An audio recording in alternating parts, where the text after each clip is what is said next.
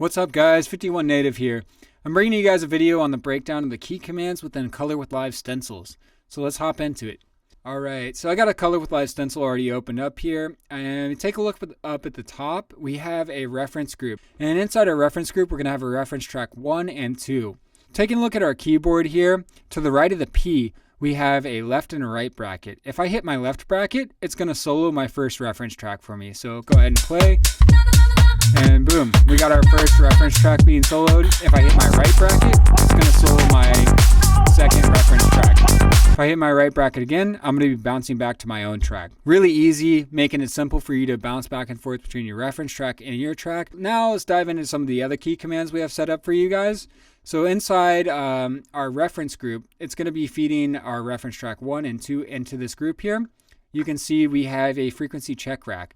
Inside this frequency check rack, we have an option to toggle between mono and stereo, as well as soloing only our low end, our mids, and our highs, as well as just our sides.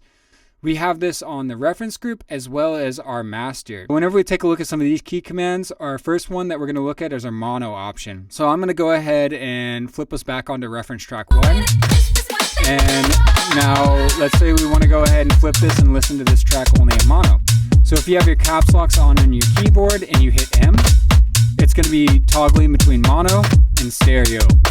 Now, if we look to the right of M, we're going to have the comma. If we hit the comma there, it's only going to be soloing our low end. And take note that this is happening on our reference group. If we look at our master, it's also going to be doing that on our masters. So this allows us to bounce back and forth between our reference track and our track, being able to distinctly decide if our low end is, say, closer to our reference track and our own production as our reference.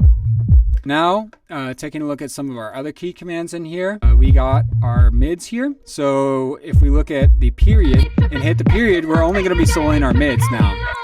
And to the right of that, we have our question mark. That's going to be soloing our highs. And again, take note, this is going to be on our reference group as well as our master. So I can, just like before, bounce back and forth between my track and my reference track and referencing my highs there. Now, last but not least, we have an option in here to solo our sides only.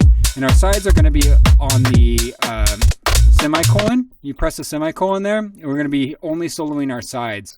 Hope this video helped you guys understand some of the key commands in Color with Live Stencils. Go over to colorwithlive.com and get started today.